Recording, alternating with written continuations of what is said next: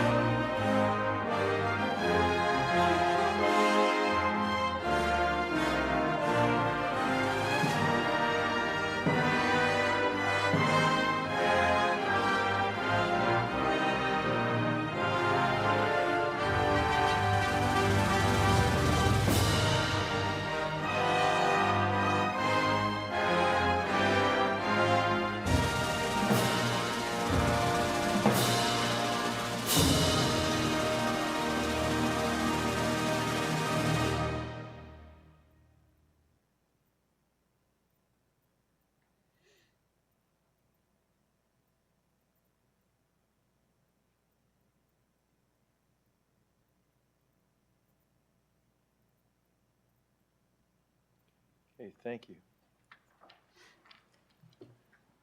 Mr. Clerk, could you do a roll call, please? Thank you, Mr. Chair. Electronic roll call is starting now.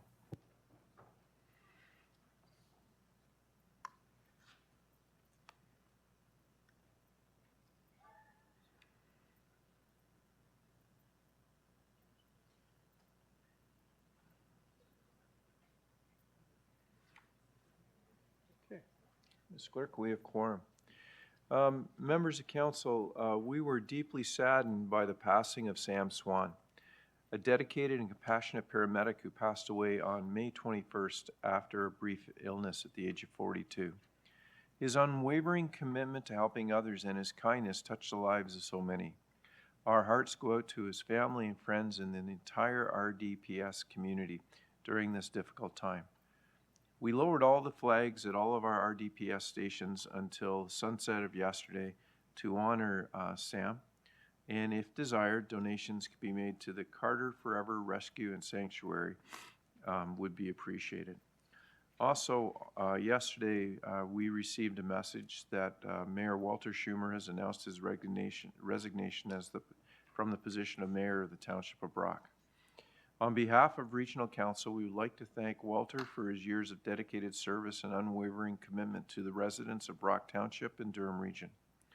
Durham and Brock have built a strong and productive relationship over the years, one that has truly benefited our communities, and Walter played a key role in making the partnership a success.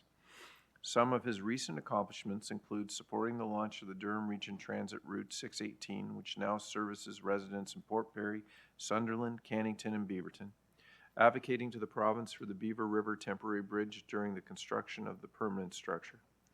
His work ensured that Beaverton remained accessible for residents, businesses, and tourists. The opening of Beaverton Heights, which is a vital resource for North Durham residents experiencing or at the risk of homelessness. These accomplishments are only begin to reflect the profound and lasting impacts Walter had made during his time as mayor. Please join me in thanking Walter for his service. We wish him well and all the best in the future. So, members of council.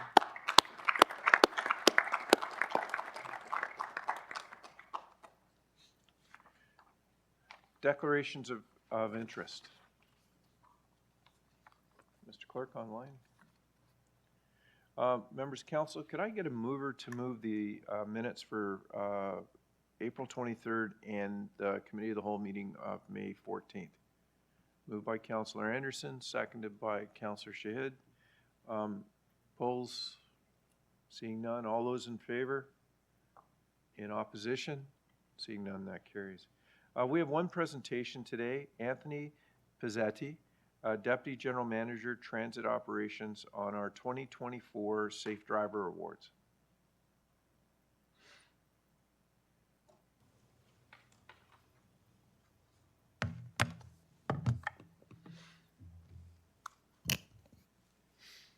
Morning, everyone. Good morning. So it is my honor and privilege to present the 2024 Durham Region Transit Safe Driver Awards. We're going to get going with some fast facts. If I am working. Here we go. So annually, 2024, DRT operated about 14 million kilometers. What does that mean? That would be driving to the moon and back 18 times.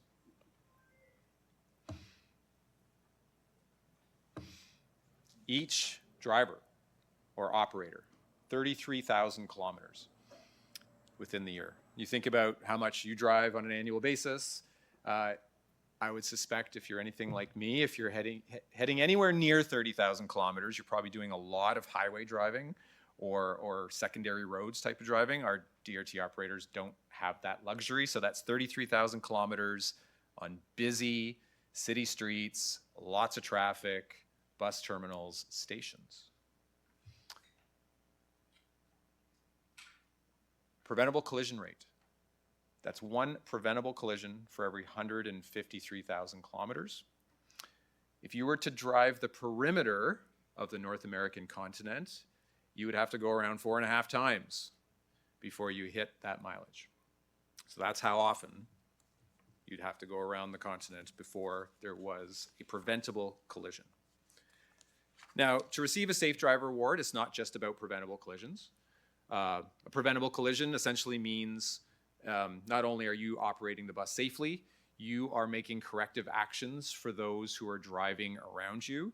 And staff at DRT assess and analyze every collision that happens to review if the operator did take everything into control and make the necessary corrective actions to avoid a collision.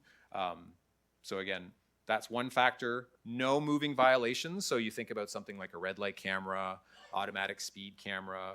If DRPS was to see or issue a fine to the operator, that means they have had no fines there, and no policy violations within DRT. So on these screens, you'll see 27 individuals. Those 27 individuals have received essentially 5-year landmarks, anywhere from 5 all the way up to 25 and 30 years of safe driving. But overall within DRT, there were 196 staff that received Safe Driver Awards for 2024. And with that, I thank you for your time, and we'll see you on the safe roads of Durham. Well, thank you. Members of council, questions? Seeing none, great presentation. Thank you. Good day. Members of council, I should have introduced a member of the audience today. We have a local councillor from Brock here today, Kriya Pentagal. Thank you for coming down and joining us today.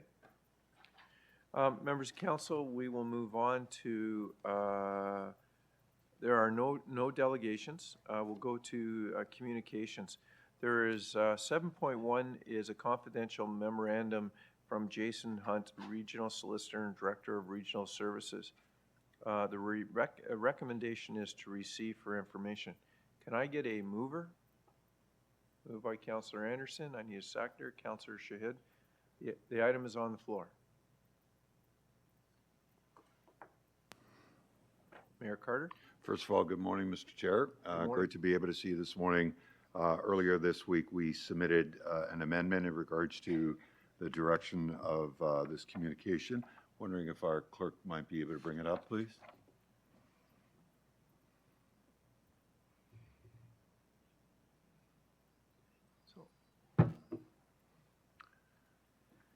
Just give me 1 second, please. Thank you, sir.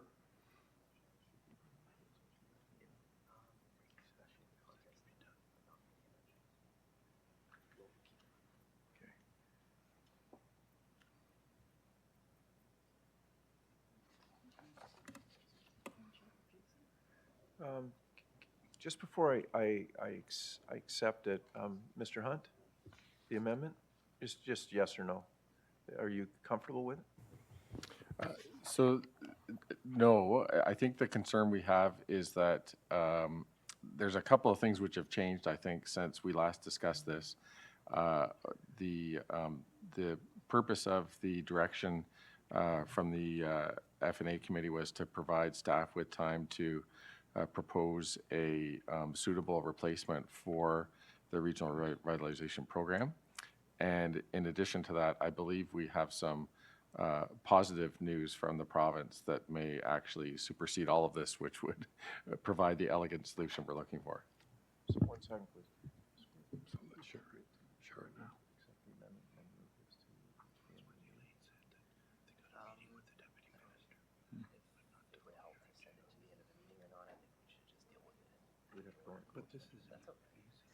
Okay, so in discussion with the clerk, just trying to keep us out of trouble,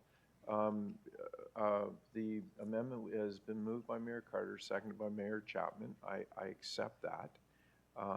But to Mr. Clerk, with the amendment and hearing from our solicitor, I believe we should go into closed session. So moved.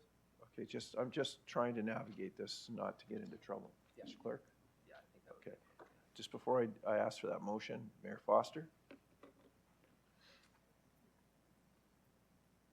Mayor Foster? I've got myself muted.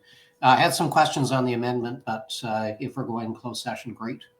Probably easier to ask the questions there. Thank you. Okay, So we are looking for a new link, yes? New link for Mayor Foster. Stay on the same link, please. Stay on the same link? Okay, perfect. Thank you. The reason, please.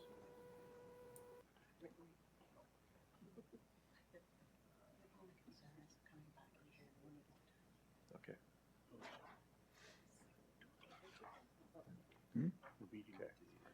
So, Councillor Mayor Pietri, you're giving me a motion to go into closed session to receive advice from, that is subject to solicitor-client privilege. Correct, thank you. Seconded by Councillor Kerr. Okay. Members of council, everybody understands what we're doing, so I'll call the vote. All those in favor of going into closed session? In opposition? Seeing none, Mr. Clerk, how much time do you have? Members of council, 5 minutes, just 10-minute recess? I don't even think so. We'll let you know when we're ready to proceed. We just have to take the live stream off. Okay, we just have to go take the live stream off, so if you just stay in your chairs and talk amongst yourselves, and then we'll come back into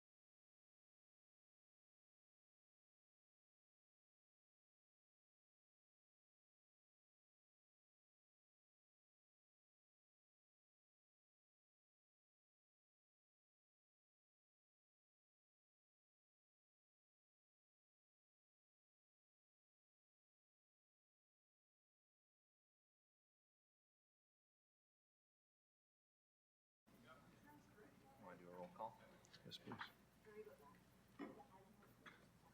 Members of council, I'm about to call a roll call. Roll call, please.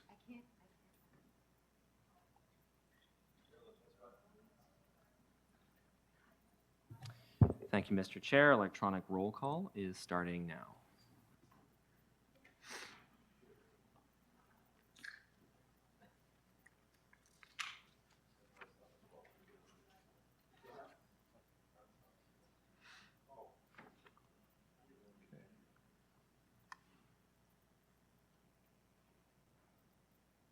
We have quorum. Mr. Clerk, we have quorum in the, on the issue of openness of the closed session. We did not give direction or any motions. Nothing was voted on. Sufficient, Mr. Clerk. Thank you. We're now back in open session. Could I have the amendment put up on all the screens again, please?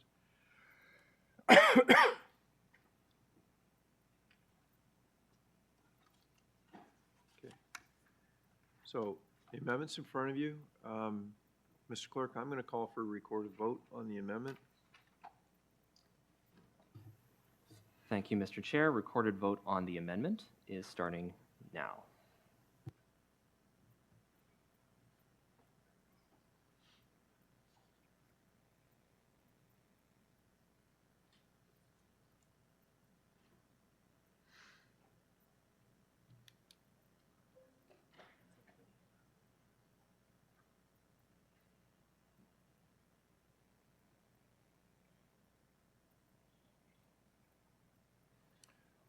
The amendment carries, Mr. Clerk. We're back on the main motion as amended, which is to receive for information. Call the vote now. Recorded vote, please.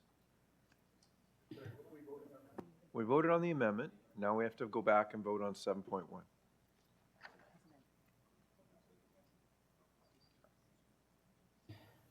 Thank you, Mr. Chair. Recorded vote on the main motion as amended is starting now.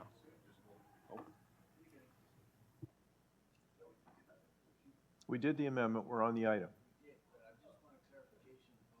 Yes or no vote means on the receive for information. Does receive for information mean we're not going to act on the amendment, or does voting down, just to be clear, does voting no to receive for information mean we are good? I just want to be clear. Mr. Clerk. Through you, Mr. Chair. So the motion as it currently stands as amended is to receive for information and includes the amendment. So voting yes would affirm the amendment that was just passed. Thank you. Just to be clear. No, June. Perhaps in the interest of clarity, we can restart this vote just to make sure everyone's on the same page. Absolutely. Okay, so we're voting on item 7.1, the receive for information, as amended. Okay, call the vote now. Thank you, Mr. Chair. Recorded vote on the main motion as amended is starting now.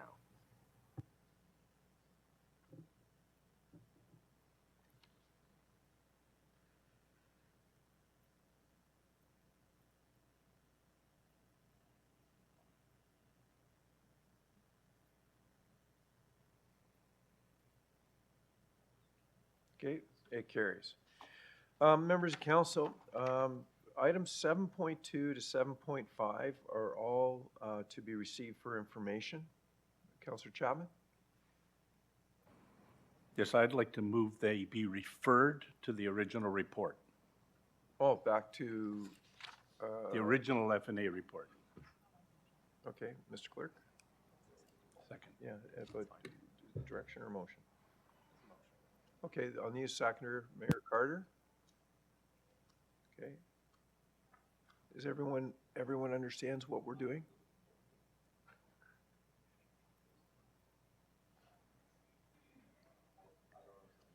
The motion. Okay. So, just a regular vote? Okay. Yes. Okay, all those in favor? And you're moving, and that, just so everyone knows, it's 7.2 to 7.5, correct? Okay, all those in favor? In opposition?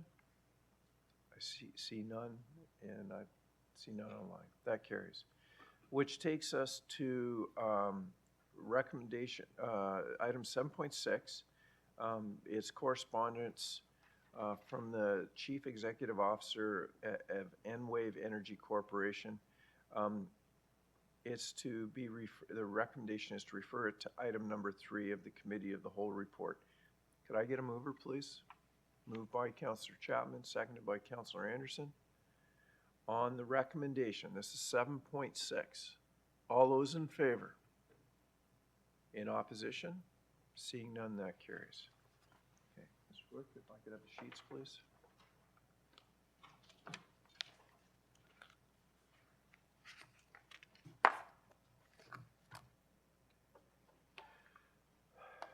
Is Councillor Gerard online? Okay, so we'll start with Finance Administration. Well, the recommendations contained in 1 to 8 inclusive report number 2 be adopted. It's moved by Mayor Ash, but Councillor Gerard's not here, so someone on Finance will have to second that motion. Councillor Crawford? Okay, just give me 1 second. I heard poll 6, was that Mayor? Oh. Oh, sorry, well, you know what? Just so you know, I've got voices, I've got screens, and I'm turning pages. And I'm gonna go to Mayor Collier, he is correct, he is on the screen. Thank you. Pull item 6. Okay. Item 6. Okay. Are there any other polls? And you know what, remember, Mayor Collier, you're absolutely right. You can't just shout it out. Put it on the screen for me. There's too many eager personalities in this room to try to manage, so I will work off this. I will work off the screen. Okay. The item.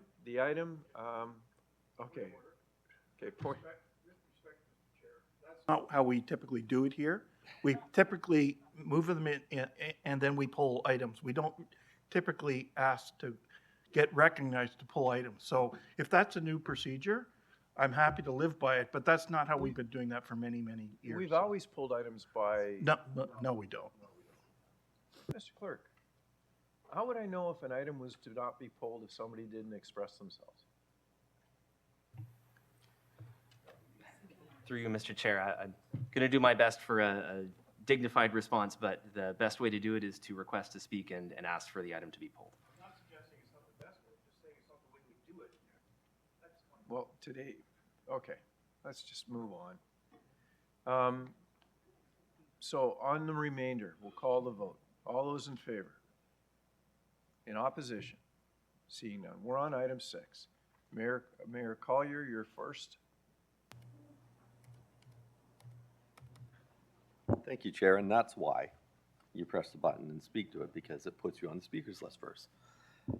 Just a few questions on this, because this is absolutely a very important issue, something we've already talked about at this council, is already underway to be looked at before Bill 5.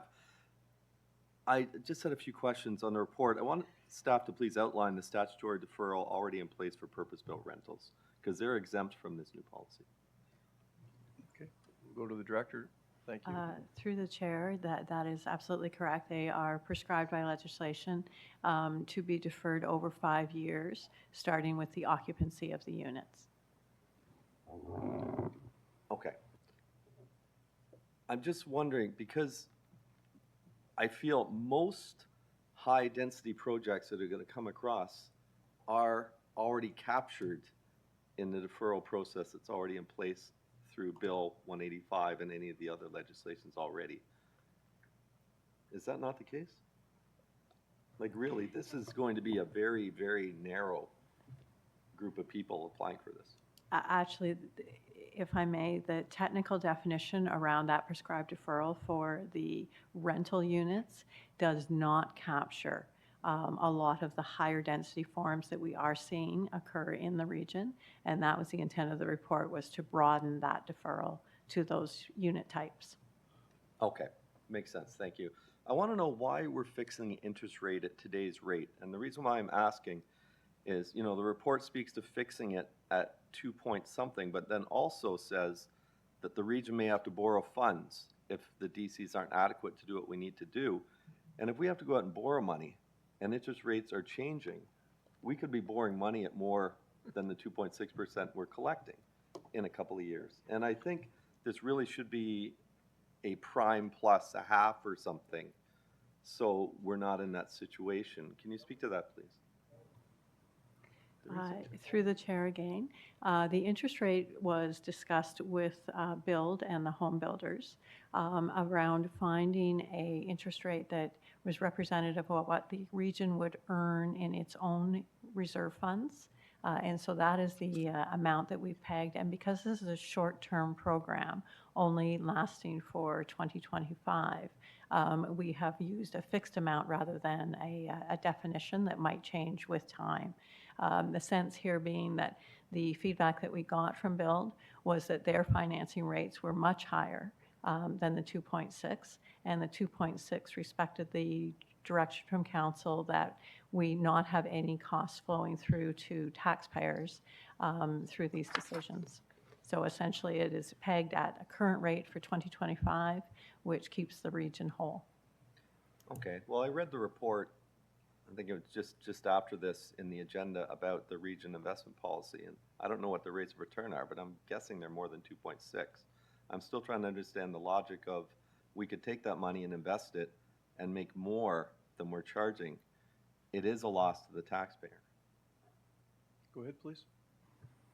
If I may, some of the provisions that have been proposed in Bill 17 would actually restrict us from collecting any interest for these types of deferrals.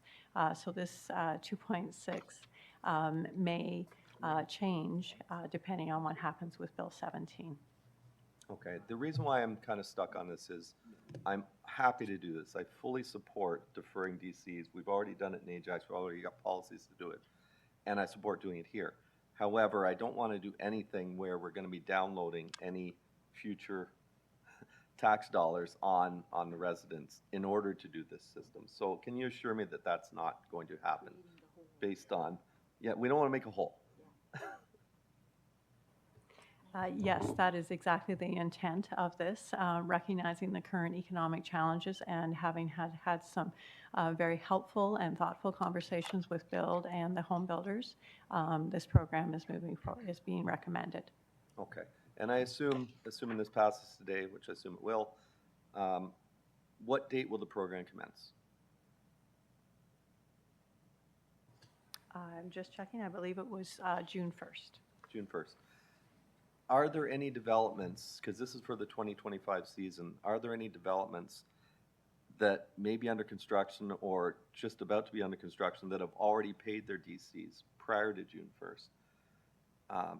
And what would happen now that they would perhaps qualify under this new program?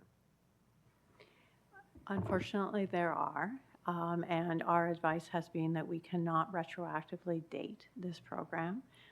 We did consider that during the program design, and we were not able to find a mechanism to allow us to retroactively. We have been in discussions, as I've noted, with Build and the local home builders, so they were aware of this recommendation coming forward. So my next question is there any issue making this retroactive to January 1st, 2025, which would truly capture the full 2025 development season? So I guess you proactively answered that, but why? Okay, you're saying there isn't any current program, but wouldn't it just be those that have already paid would just get that back and be able to proceed and follow through on the new program? I don't understand why that's a barrier. Yeah, if I may, I'm going to turn it to our regional solicitor, but if I may, a practical consideration here is that a number of the developments, a large number of developments that are coming forward are already benefiting from the frozen development charge rates. So in many cases, they aren't paying current rates, they are paying a lower rate. And practically, we have not seen many development, much development in the past few months. So at a practical level, we're not aware of many developments that would be caught in this, but I will turn the question to our regional solicitor. Well, I think the important reason for continuing is that we're not certain necessarily that that or what legislation is going to be implemented, and we do know that the program that we're recommending is necessary. So hopefully that is a helpful answer. I agree it is necessary, and that's why I'm asking. I mean, if this truly is for the 2025 season, I'm suggesting there probably is a way. If there's nothing legally stopping us, there probably is a way that we can make this retro to January 1st. And if we did make it retro to January 1st, I guess I would ask the treasurer to quantify what that would mean as far as refunding of DCs, because the whole point of this is to not eat up the capital that the developers need to get shovels in the ground by charging, tens of millions upfront in DCs that we're going to hold in our reserves. So what would be the financial impact if we did that, if there's no legal barrier? Well, firstly, I do understand that there is a legal barrier to allowing such refunds. But to be clear, the refund would be of the development charges to the point of first occupancy of the building. So this is not a waiver of the development charges. It's moving it in a point in time. We would have to undertake a very detailed analysis of payments that have been made in 2025, potentially refund those payments and enter into agreements with those developers to move to a deferral of occupancy, payment at occupancy. But I'm going to let Jason add to that conversation. Sorry, so I think it's important to remember that a refund of development charges would apply to specific developers, and that is the legal bar to providing a refund. So a development charge, right, applies across the board to anyone who comes forward with a development, and based on timing, we can't give specific refunds to specific developments who may have happened to come during the period when we'd be granting the refund. So that's the legal bar. So in other words, you're changing the program from one which applies equally across the board to one which benefits specific developers based on the timing. Okay, thank you for that clarification. One last question, Chair, is for those that have their applications in but haven't paid their DCs yet, their application date is prior to June 1st. What happens?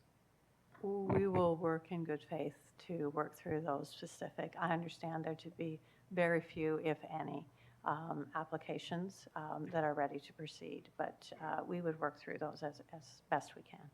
Wouldn't it be easier just to say in that case, or maybe a couple of cases, that we will just put them under the new program as of January 1st? June 1st, sorry. June 1st. Go ahead. If I may, the development charges regime has become enormously complex, and unfortunately, I can't just give you a simple answer. I do understand the intent, and we will work to apply the program in the fairest of possible way. Okay, thank you. Thank you, Chair. Thank you. Councillor Mayor Pietri. Chair, I have an amendment to propose, Go ahead. and it is to add F to the motion. And it reads as indicated on the screen. Okay, you'll need a, Mr. Clerk, in order, need a seconder. Seconded by, go to the screen, sorry, just, Mayor Ash, yes? No, it's on the screen with my name. No, I'm asking you as the Oh, yes, seconder. yes. Yes, thank you. Now, hit your button again, please, to speak. Okay, so the item is now on the floor, and Mayor Ash? Thank you. I have, I'm just remembering what we just did, if we did it in camera or not, but we didn't listen to the lawyer last time. I don't think we have to listen to the lawyer this time. My thinking for that is the exact same things happening in Pickering, and I have the utmost respect for the legal ability and advice of Mr. Hunt. That was not a criticism of his advice. It was a reality of he gives his advice and we accept it or not. So in Pickering, as a for instance, we are doing a new DC bylaw effective July 1 with a deferral. And we are making every application after April 1st is when I gave the direction to staff to do that. So there will be a transition period that people will have the benefit of the deferral. But having the region being a full partner in this and actually expanding Pickering's to include townhouses and anything with density will be a stimulus. Mr. Chair, you were sitting beside me when we were with the Premier and the Minister on what days was that? Monday. And I informed the Minister of this plan, that we weren't waiting for the provincial initiative that will take many, many months to the summertime, or to the spring or fall time, sorry. And he gave us the thumbs up and then suggested we should cut development charges, but I don't think we agreed to disagree on that particular policy decision. So I support what Councillor Mayor Pietri speaking about, and this is the difference between getting development and getting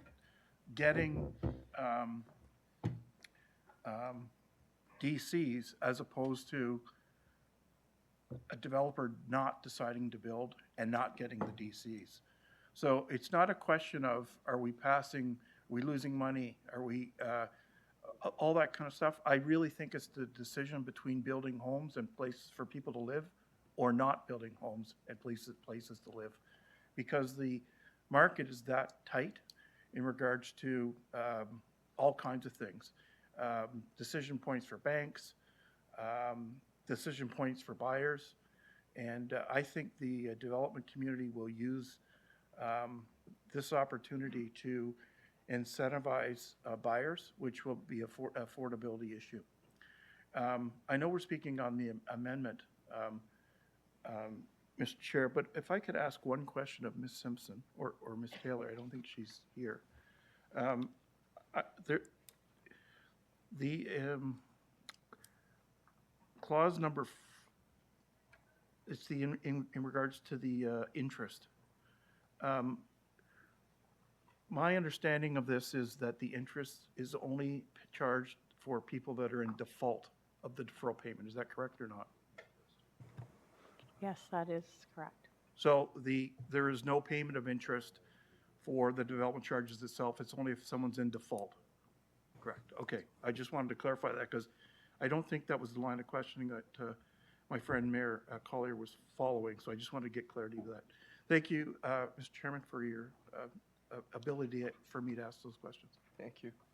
I'll go to Councillor Mayor Pietri as the mover of the motion. It's okay, I'll wrap up. I'm fine. There's other speakers. So you want to, I'll gave- come back to you at the end? Yeah, please, Okay, thank you. thank you. Mayor Foster? Thank you, Mr. Chair. Just a bit of clarification. Mr. Hunt, you suggested that the legal hurdle in terms of doing this retroactively is that we'd be treating some developers differently than other developers, correct? Yes, at a high level.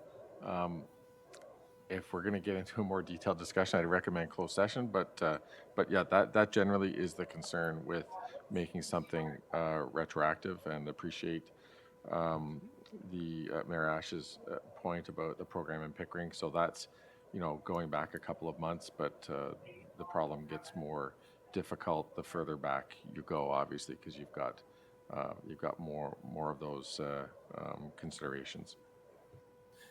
So, yeah, and appreciate we'll skate on some thin ice while you're trying to give us non-privileged legal information here. But the reality is, moving forward, we will be treating different developers differently, will we not? So moving forward, once the program is implemented, all the developers who qualify would be treated the same. So yes, you're correct that some developments would be treated differently, but those would be based on objective criteria that are equally applied to anyone. Okay, so okay, thank you for that. Yeah, yeah, through you, Mr. Chair, to Ms. Simpson. Yep, how many, well, you'd have to go back and review and look at things. Can you take a guess as to how many applications would require review? Through the chair, unfortunately, I cannot. I can certainly provide that information, but I do not have it on hand. Okay, is it, I mean, you'd suggested a lot, but development, and even reading the Star this morning, development is exceptionally slow. So just to try to get a sense of, is it a mountainous number? We don't want to create a huge amount of work, but I certainly agree with the desire to encourage not only the affordability, but there are a lot of people who can use the work right now building this stuff. We do know that the applications this year are very low. I do also know that they are increasingly more higher density. Singles used to be probably 80% of what we looked at. I think we're now approaching more like 65. So hence my hesitancy. Normally I would have said this was a very small market segment and very, Right. very slow times. But we do know of a number of projects that have moved forward. And if I may, to the solicitor's concern, the issue hasn't just been since January of this year, and that's what makes finding a date to apply it retroactively difficult. We have been in discussions on an ongoing basis with Build and the home builders, so there has been, as well as a couple proponents that are developing this type of product. So they have been aware that the program is under design and coming forward. Great, thank you. And Ms. Simpson, thank you. I'm pressing you for information that you've already said you simply don't have. I truly appreciate your best effort on that. Mr. Chair, thank you. Thank you. Councillor Kerr? Thank you, Chair. To summarize this quite simply, for me, in support of this, is that it's much more beneficial for a developer to use project revenue to pay the DCs than it is to use borrowed funds to pay it at the start. So I'm in full support with this. Thank you. Councillor McCaughey? Yes, thank you. In theory, no issue. Just some clarity, please, and maybe staff can help me with this. So having listened to the previous dialogue, anybody from January 1st forward that has already paid their DCs will be temporarily refunded their DCs and then deferred on the old DC rate. Is that correct? Yes, they would be, technically, we would have to refund the payment simultaneously with entering into the deferral agreement that is set out here. The rate that they will pay will depend on those complex provisions of the current development charge regime, as I indicated. Okay, so is there a way that, they leave the money in our coffers at that old frozen DC rate, and if they enter into a deferral program, then the new rates will apply? Is that a possibility? I'm worried about that risk, but I will say that this program has been designed to be voluntary because we do have some builders in the space who have different ability to access financing and actually prefer to pay. So this program has been pay upfront. This program has been designed to be voluntary. So it would be at their choice whether we proceeded with the deferral. Okay, so that is in fact the case, though, that if they decide to defer, they will be applying the new DC rates? No, I would characterize that, if I may, as a risk that we would have to. That's why this will have to be an application by application analysis when going back through the prior 5 months. Okay. Do we, what is our risk? Mr. Hunt? Oh, sorry. Sorry, I was going to speak to the financial. Perhaps I'll let the solicitor speak to, I will let the solicitor speak to the legal risk. Financially, as has been noted, and is what is driving this program, the financial risk is quite low because we've not had many applications Okay. that are proceeding. Okay, that's good to hear. And perhaps if there's a legal opinion? Well, I mean, generically, compliance with the Development Charges Act can be enforced by any interested party, but typically that includes the builders' organizations. We mitigate that risk with programs like this pretty substantially by working directly with them. So in practicality, I don't think there's any real risk with this program proceeding as proposed. Okay, thank you. Thank you for that clarity. Fully support. Thanks. Councillor Anderson? Thank you, Chair. I think my question has been answered. I was about to ask what were the legal ramifications from this, but I guess you're saying that's minimal, Mr. Hunt? As proposed, I'm very comfortable. Okay, that was my question. Thank you. Sorry, clarification, it's not the amendment, I think, was what Councillor Anderson was asking. Yeah. Yeah, I'm comfortable with the original proposal from staff. So the amendment does present some risk. And how much of a risk would you say?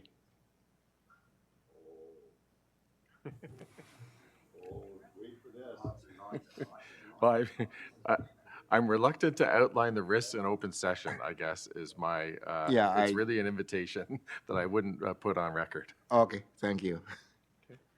Councillor Marin Pietri?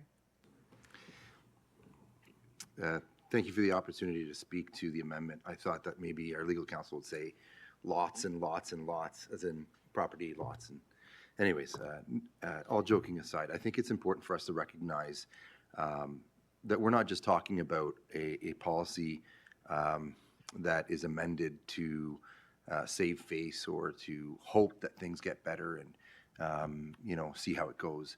This is effectively the largest industry in the world, the construction industry. Unless I'm mistaken, because I know that the mayors have a very good pulse on the reality of what is occurring. I know that the average person tuning into the news and talking to anyone in the construction community not only understands what difficulties are presented, and anyone that's sitting back and assessing the situation when it comes to housing and affordability.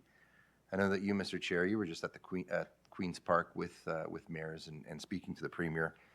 The federal government hasn't released its budget yet, but I think ultimately the context of the discussion that we're having with the amendment, hopefully, as well as the previous discussion that we had regarding another item relating to the development of projects in our communities, revolves around an understanding that hopefully continues to evolve in a sense that we kind of have to think of things differently. In this particular case, you're not foregoing the development charges. Respectfully to the Premier or to the Prime Minister, if they wish to make us whole with a check before we make changes to any discounts or incentives, that's great. But that's not what we're speaking about here. We're speaking about a deferral which helps developers in the sense that they're able to provide for construction jobs, provide for housing, and as soon as those products are out of the ground and they're paid for, we get our money as well. This is something that I think that is going to continue to come up. We know that as a body. This won't be the last time. It won't be the last project or initiative that will require some thought. And I get that there's risk, but there's a greater risk in us not acting and understanding that this is the largest industry in the world. And every single person on every single street is affected by the construction industry. So at times we get into conversations about risk. We wouldn't have the same conversation about the healthcare industry, the auto industry, the education portfolio. But we do when it comes to construction, which is unfortunately regrettable. And I'm not, pointing fingers. I just think we need to evolve our understanding of how important that industry is, because without this play in terms of an amendment or the policy that's coming forward as a whole, you're collecting zero on development charges because nothing is going to be built. So that's a greater risk to me, and I think to our communities, and I think to the taxpayer than providing for amendments or policies that are modernized and nimble. I think that times change, circumstances change, and with market conditions changing dramatically, I'll emphasize this will not be the last time that we'll talk about the potential of having to shift gears here at the province, at the federal government, and within our municipalities. So with that said, I would agree wholeheartedly with the comments made by Mayor Ash as the chair of finance. I think it's important to recognize that other municipalities are doing similar things. We are looking at a date here that makes sense to the average person. They understand a calendar year. And as Ms. Simpson indicated, you know, we don't have very many applications, which is regrettable because I think we can gauge that through our works department and see how many water meters have been taken up. That is the canary in the coal mine. When you don't have water meters, you know, being activated, you don't have housing and you don't have jobs. So we can't go this on our own, but this is one small step for us to be able to say to the province and the feds, we're doing everything possible, as our legal counsel said, to work with the home builders. And I would like to leave the word developers out because that doesn't really play into the context of what the reality is in the world. This is the construction community. So on that, I offer my support. Okay, so members of council, that exhausts the speakers lists on the amendment. So Mr. Clerk, I'll call the vote on the amendment. On the amendment, recorded vote called by Councillor Mayor Pietri. Thank you, Mr. Chair. Recorded vote on the amendment is starting now.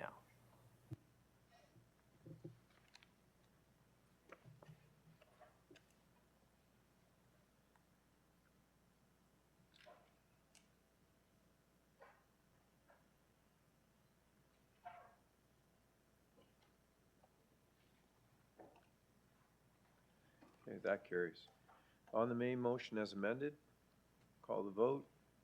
All those in, oh, sorry. Mayor Roy?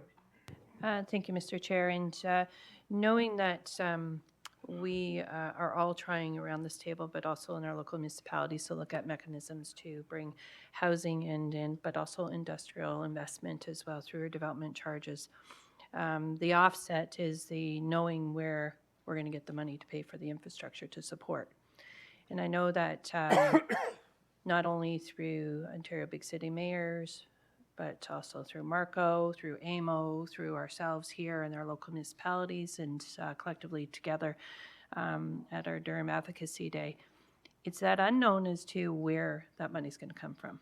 Yes, we know that within the federal government that our Prime Minister did outline within his platform for the addressing of the DCs with the 50%, but looking at means and mechanisms to give support back to the municipalities.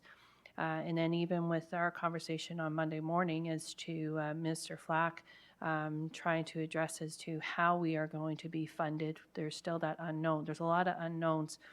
But what we also know is at some point in time, those floodgates are going to open.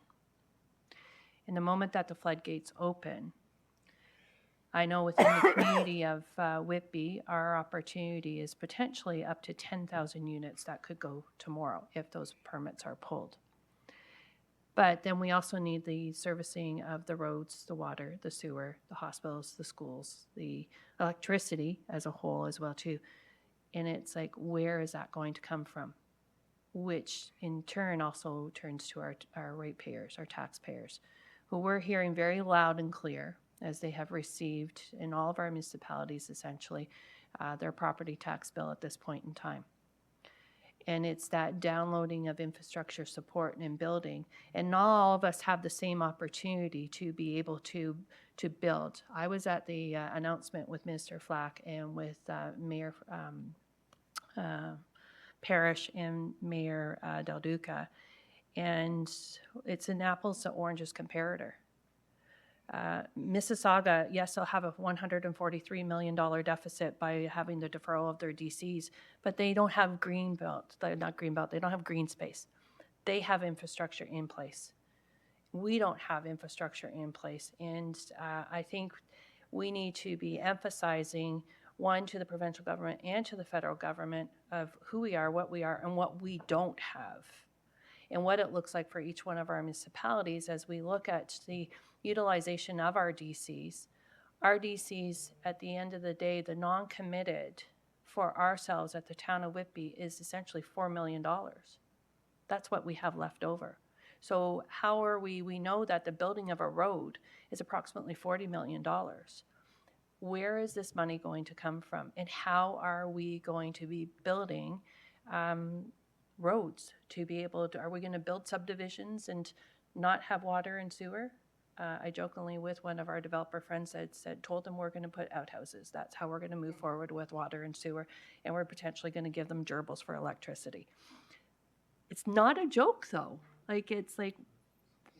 But we still need to be building, houses. And Mayor Ash and I, it's like we have our kids living in our basements of our houses, and but we want our kids within our houses. We want them in our communities as well too. But we need collectively together to figure out what it looks like for the property tax base to give the support and not impact where development should pay for development. It's not paying for development, and the taxpayer should not have to pay for future development because they paid for their development. I don't know what the answer is, but I think that there needs to be a bigger approach, and I know we're coming together as mayors again as well too, and I think that there needs to be a unified look at what does this look like, and what remedies can we bring forward to give solutions to where that money can be found from, including reviewing how our municipal budgets are looked at as well too. So that's my soapbox. Everyone's allowed to have a rant once in a while. It is therapy. Thank you. Okay, on the item. Record a vote called by Councillor Miriam Pietri. Mr. Clerk, when you're ready. Thank you, Mr. Chair. Recorded vote on the main motion as amended is starting now.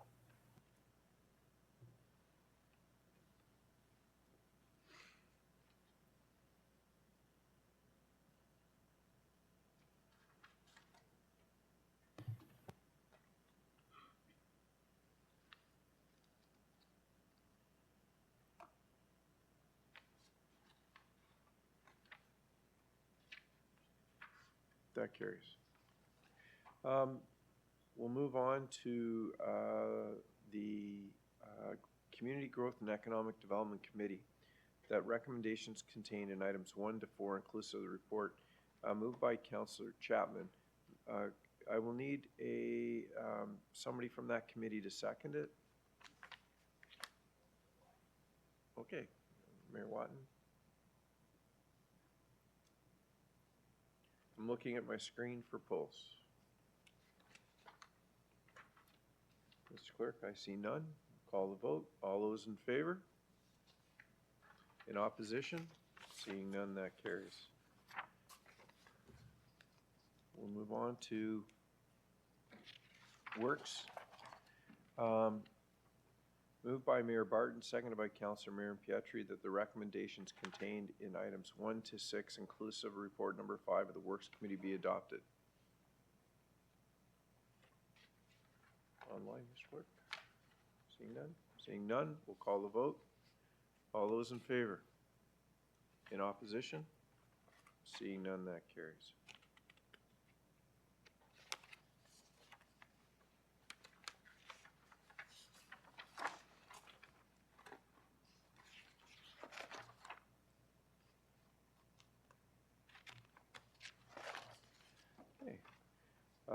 We'll move on to Committee of the Whole. I'll need a mover and a seconder to move the recommendations. Councillor Kerr is the mover.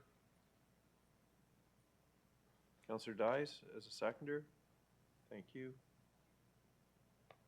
The recommendations contained in items 1 to 4, inclusive of report number 5 of the Committee of the Whole, be adopted. Polls.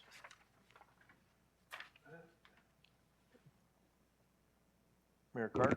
Well, just a question on item 2, on regards to the social procurement practices, please, sir. Okay. Thank Are there you. any other polls? Seeing none, we'll call the vote on the remainder. All those in favor? In opposition? That carries. Mayor Carter, on item number 2. Yeah, I'm just more curious about asking this about how is the matrix going to be created and how will it be scored? Is that part of the process of going through to figure out how that'll be done? And will that process be made available to local communities if we wanted to undertake the same So direction? I'm getting a big nod yes from our finance department. Good. Okay, that's all I needed. Okay. That's it. Then, seeing no others, we'll call the vote on the item. All those in favor? In opposition? That carries. Just give me 1 second, members of council.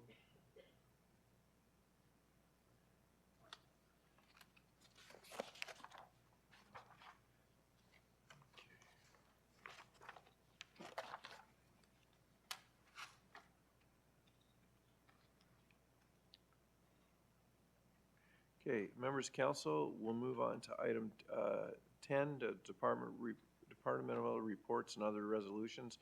Item 10.1, the recommendation is on page 48, or in the printed version, it's on page 58. There is a recommendation. Mayor Ash. Thank you, Mr. Chair. I want to commend staff for, First of all. oh, I'll move it then. Please, thank you. Looking for a seconder?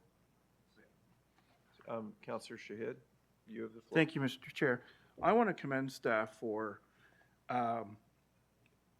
this document because there's much criticism in the press about Bill 5, and I think the staff has taken a balanced view in regards to acknowledging to the government the good aspects of procurement, in regards to red tape reduction, in regards to getting economic activity done in a correct manner, and at the same time outline concerns in regards to our relationship with the Indigenous persons, the environmental safeguards that have to be respected. And I just want to commend staff for its balanced approach. It's easy to stand up and say, and pound one chest and say this is a bad bill. I think it's much more helpful for the discourse and the public debate when you have a balanced approach to what the government is doing is good in some cases, and what the government is doing needs improvement. So I think this is a balanced report, and I will vote for it. And I hope other councils, as we begin our process in Pickering, takes a stead of what this document says itself. Thank you. Mayor Foster? So, thank you, Mr. Chair. I'll agree with all of the comments that Mayor Ash made. With municipalities, we frequently have I'm going to call it a love-hate relationship with the province, and I'm going to suggest there's more love than hate. I will express some real concerns with the Special Economic Zones Act, where as I'm reading the report, and we'll need more information, the ability of the province to ignore official plans, to ignore secondary plans, to ignore the planning that has been put in place. So without understanding, who I'm going to call it a trusted proponent is, the province may have a very different idea on who a trusted proponent is versus us.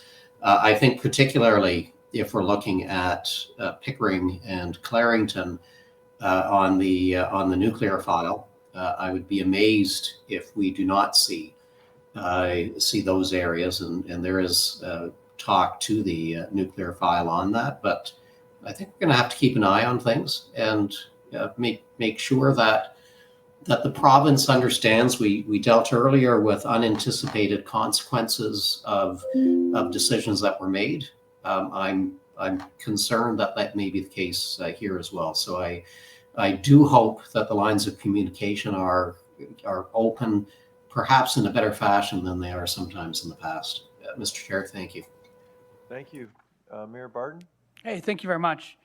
I think we all know that we need to move faster, whether it's the lower tier, the upper tier, the province, or the feds. We're in a critical time right now.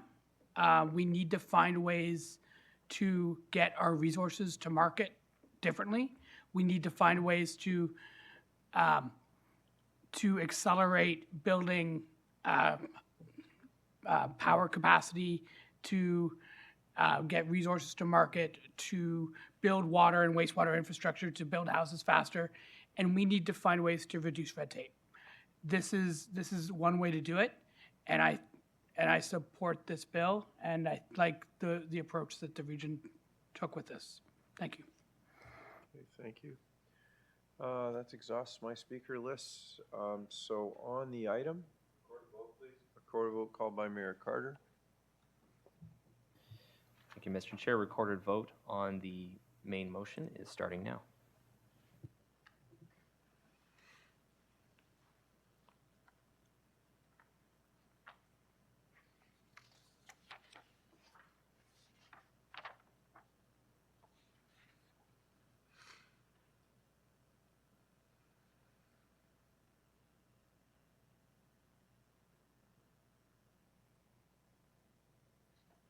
That carries.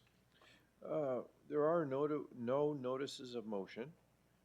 There is no unfinished business. Announcements. Mayor Carter. Mr. Chair, I just want to take this opportunity, first of all, good afternoon. Sorry, I just wanted to make sure it got to 12, so that's why. I want to take this opportunity to be able to just take a moment to be able to reflect upon our day at Queen's Park on Monday. I thought it was an extraordinary day for all of us that attended. I thought it was a great opportunity not only to present ourselves, but also build relationships. And I think that the staff did a tremendous job in regards to coordinating everything, trying to keep us on point and keep us clear and concise and consistent. I learned a great deal out of some of the challenges that the province is facing. I thought the meeting with Minister Bethel Foley was quite clear. And matter of fact, I sent him a note afterwards to be able to say I have a kind of a better understanding of some of the challenges that you're facing with the deficit aspect. And I appreciated everything he's done. What I would recommend, Mr. Chairman, is what we do know, and we could take an example from Mayor Ash, is relationships matter, especially with the provincial and federal government. Both Mayor Ash and Mayor Barton have very good relationships, not only with the finance minister, but with many of the ministers. And I think it pays dividends that those relationships continue to be fostered and continue to be built. So I would ask if you would take under consideration that we look at another visit before the end of the year. I think it would be worthwhile. We're going to go through the summer season. We're going into September, October. We may see some changes in regards to the tariffs. I think we're going to have some other challenges. But I think it would be worthwhile. We don't have to do an advocacy day, but I think a day of meetings with ministers and their staff, I think, would be a valuable aspect of it. And I did suggest to Allison that maybe this is a great pathway forward. And I think one of the ways that we can continue to demonstrate that it's Durham's time, as we've heard several times, is to remind them on a regular basis, not just when they show up at our doorstep, but when we show up on their doorstep. So I'd ask that you take that into consideration, but I take this opportunity to say thank you to staff for all the work that went into it. Thank you for connecting us with all the right people. And I think that it was a great start to a beautiful relationship, let's put it that way. So I really appreciate it. The one thing I am concerned about, I'll be honest with you, and as you know, I've agreed a lot with the Premier in regards to what he has accomplished. But the Premier has a line that he uses: "We will never raise your taxes." And that's a wonderful line to come from a provincial government to the municipalities and regional. But the reality being is we got no other choice. So I'm hoping that through his enthusiasm, he sees ways of being able to create funding opportunities for us or new funding strategies so that we may be able to say the same someday. But at this particular time, it does put a lot of pressure on us as local municipalities. So we take it and thank the Premier for his efforts in regards to it. And by the way, when you work fast, when you try and make a lot of change, there's going to be periods of time where it has to be understood that it's got to be evolutionary. So to you, Mr. Chairman, and to the staff of the Region of Durham, thank you so much for all your work on that. And I'd ask you to take that under consideration. And if it is something that is going to be moving forward, I would appreciate the opportunity to be a part of that group. Thank you, sir. So, Mayor Carter, we will commit to doing something. But I really do want to say thank you to Allison Burgess and Amanda. It was a lot of work. In fact, as late as Sunday night, I was receiving phone calls from Mark in my office. The staff were in this building working, getting ready so that we would all have the information we had. And of course, Elaine, our CAO, was with us as well. It was a worthy day, but the project went on the work went on for longer than a month, and it was attended to almost daily by staff. It was a big project. So, just one follow-up, if you don't mind. I'm wondering, are we sending any correspondence back to them, not only in a word of thanks, but maybe, I don't know, there was questions that were asked of us and things like that. Are we going to yes. proactive? Good. Okay, thank you. And also during the break, the issues that we discussed this morning, that letter has already been drafted by our great communications department and is waiting for my signature on my desk. So Okay. Allison and her team put it together, and I'll work to arrange to have a meeting with the Minister of Municipal Affairs and Housing to come to Durham. Okay, thank you, sir. Okay. Mayor Foster. Thank you, Mr. Chair. So a couple things. I agree 100% with Mayor Carter. I would encourage that we perhaps take a look at a visit to Ottawa. It has been many years, but a new government, perhaps a new way of doing business there as well. I've got to thank Councillor Wu for stepping in. A week ago today, I would not have anticipated that I was doing this week what I thought I was doing. So some unanticipated changes to my schedule for sure. I'm guessing that you, Mr. Chair, have an announcement of changes for an individual, one of our staff members. Some congratulations. I'm guessing that is coming, but I did want to take the opportunity to note the announcement from the Ministry of Transportation, the province, of a just shy of $731 million allocated to the Lakeshore East, the Bowmanville expansion. Councillor Anderson, when we started this, was the MPP. I've got to give him credit for the work that was done. Chair Henry, you and I mean, this is a long time coming. So seeing the funding allocated is a fantastic step. We still need those regs. We still need a pin in a calendar. So we've got a guesstimate as to when people are going to be able to step on a train. But I'm going to go back to your efforts, Mr. Chair. Of course, Mayor Carter, efforts there, efforts for Oshawa staff, Clarington staff, and regional staff. So a great announcement, finally, maybe. Thank you. Thank you. Councillor Mayor Pietri. Mr. Chair, I'm a big fan of making sure that we're in people's faces, especially the province and the federal government. So I commend the work that was done by staff and you and the mayors. I think it's important that we not lose sight of the fact that we're councillors around the table and we have opportunities to speak to the relationships that we have. And we take those opportunities at any given time, including FCM, which is going to be occurring this week. Picking up a phone and engaging. I know that we've done that in a very rogue manner, you and I, in the past, Mr. Chair. It works. I think that it's important for people to recognize that we exist, and I think that the existence of Durham is one that's well received when applied. And I think that existence extends to our residents and to the diversity of our community. We have one of the oldest cultural festivals in the country.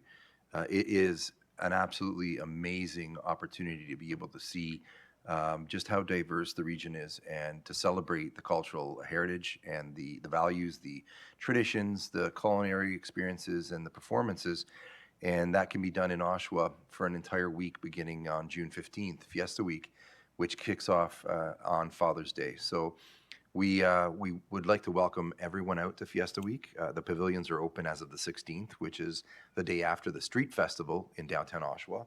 It's a so anyone listening in that hasn't been or is new to the region, think of Caribana and think of it in your own community. And I extend an invitation to colleagues, staff members, if you wish to have lunch at one of these pavilions and you're free one of these days, you'll find Councillor Kerr, Councillor Chapman, and I, and the mayor, as well as other regional council members joining us.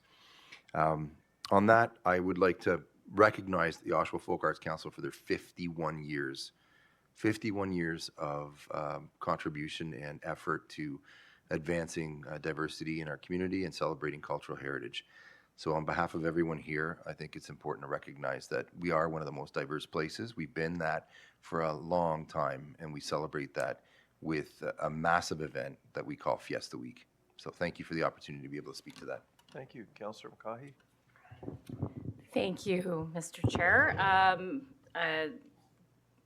Before you head off to Fiesta Week, there's another large event that's happening in Durham that's one of the largest and one of the oldest that we have, the Brooklyn Spring Fair. So I just want to make sure everybody puts it on their calendars. Next Thursday, the 5th?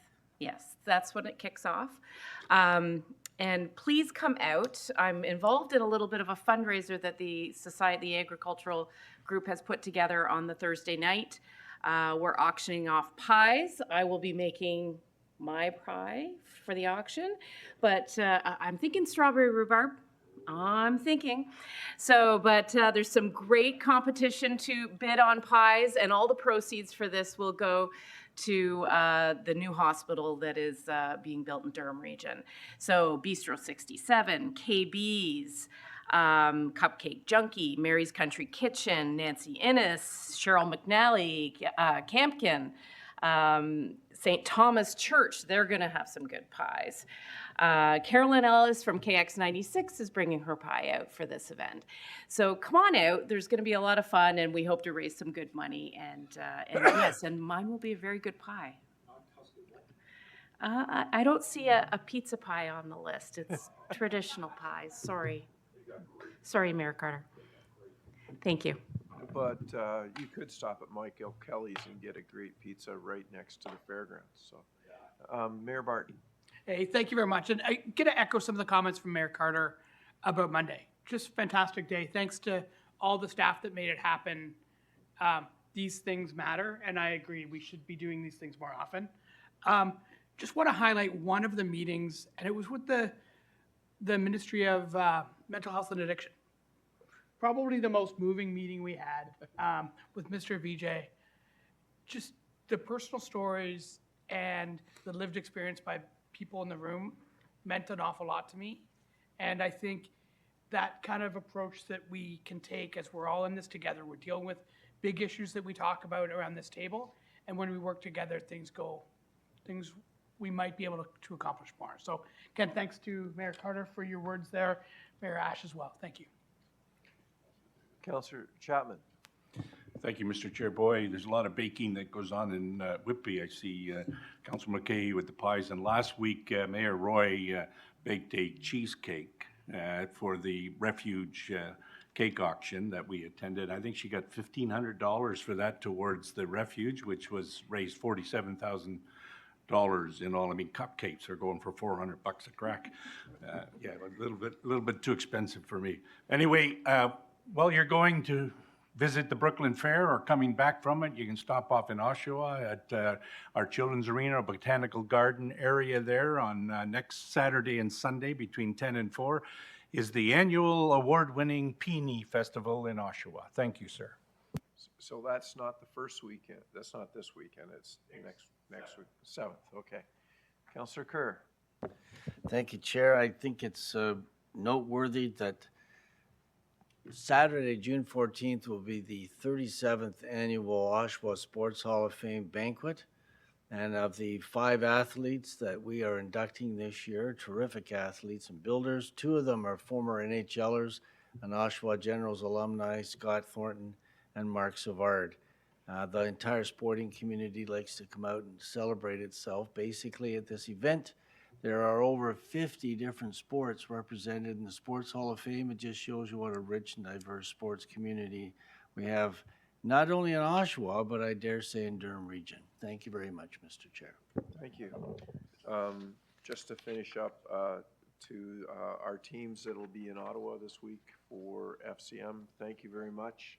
That has also been a lot of work, especially after doing all they did to get ready for Monday. So a big thank you to our staff.